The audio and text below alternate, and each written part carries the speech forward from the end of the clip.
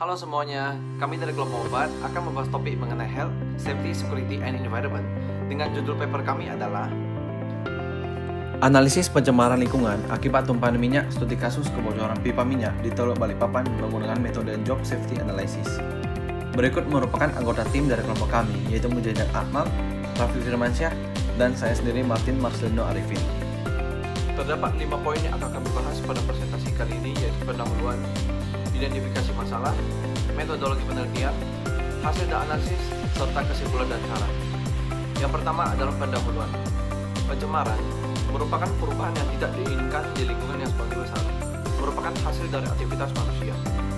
Perubahan tersebut dapat perubahan perilaku fisik, kimia, atau biologi yang akan mengganggu kehidupan dari manusia, spesies, biota laut, proses industri, kondisi kehidupan, dan juga aset budaya. Kasus tumpahan minyak di Teluk Balikpapan merupakan salah satu kasus tumpahan minyak yang pernah terjadi di Indonesia. Kasus tersebut terjadi pada tanggal 31 Maret 2018. Diduga bahwa tumpahan tersebut diakibatkan oleh patahnya pipa penyalur minyak mentah yang dari single point mooring terminal Lawe-Lawe sampai ke CDU 4 Pertamina RU5 Balikpapan. Penyebab dari patahnya pipa tersebut disebabkan oleh jangkar kapal seberat 12 ton milik kapal MV Everjager tersangkut di pipa dan terseret sampai patah.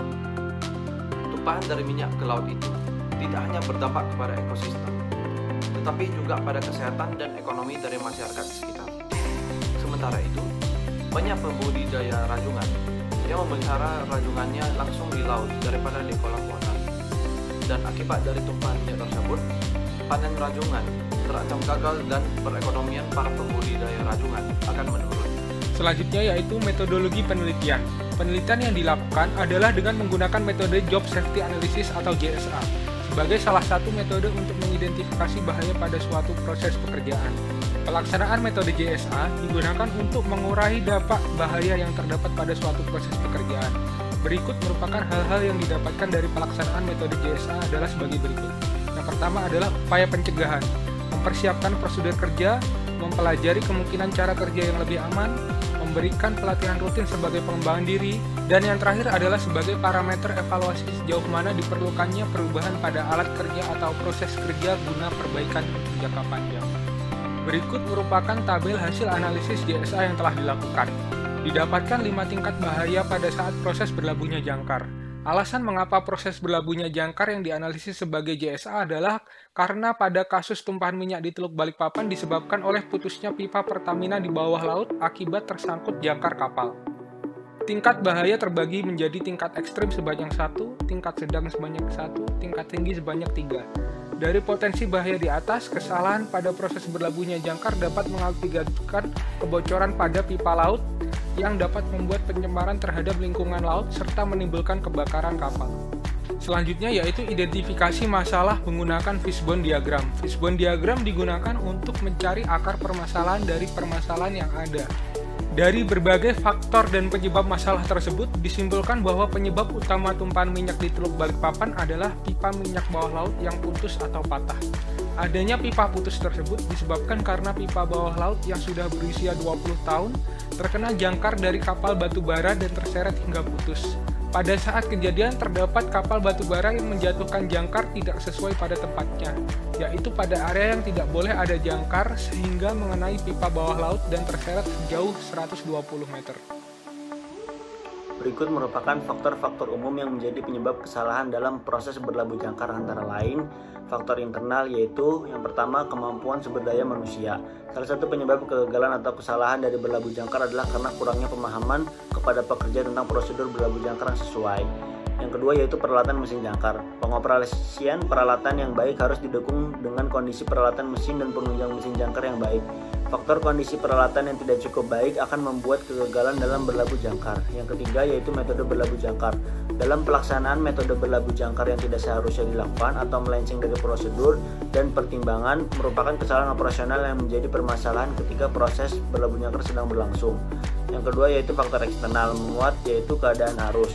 Fungsi jangkar adalah digunakan untuk dapat menahan kapal, tetapi jika keadaan arus laut terlalu kuat, kemungkinan besar jangkar tidak cukup kuat menahan arus sehingga menyebabkan jangkar terlepas.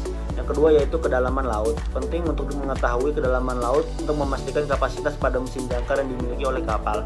Jika jangkar diturunkan pada laut yang dalam dan jangkar tidak dapat menjangkau kedalaman tersebut, maka akan terjadi resiko pada jangkar dan rantainya yang seharusnya dapat menahan beban dari jangkar tetapi menjadi tidak kuat karena kurangnya pertimbangan tersebut. Yang ketiga yaitu jenis dasar laut. Jenis dasar laut perlu diketahui dengan pasti untuk memastikan berlabuh jangkar dapat berjalan dengan baik. Hal tersebut karena jenis dasar laut berpengaruh besar terhadap daya cengkram jangkar pada saat jangkar mengeruk dasar perairan. Kondisi dasar laut yang sesuai akan menciptakan daya atau kekuatan terbaik dalam proses berlabuh jangkar.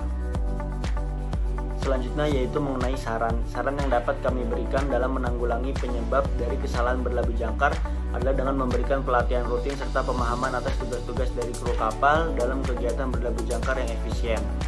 Penting untuk selalu memastikan proses berlabuh jangkar diikuti dan dilaksanakan sesuai dengan prosedur yang ditetapkan untuk meminimalisir dampak yang ditimbulkan. Selain pada prosesnya, kru kapal juga seharusnya melakukan pengecekan dan perawatan secara berkala terhadap peralatan dan mesin jangkar, serta selalu memperhatikan faktor lingkungan sebelum melakukan proses berlabuh jangkar. Selanjutnya yaitu mengenai kesimpulan.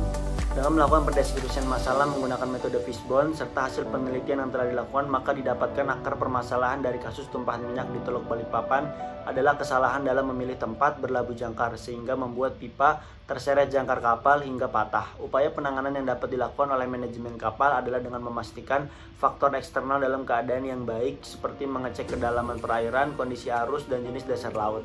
Faktor internal juga perlu diperhatikan bagi pihak kapal seperti memberikan pelatihan dan pengetahuan mengenai alat dan metode berlabuh jangkar yang semestinya guna mencegah kesalahan dalam proses berlabuh jangkar.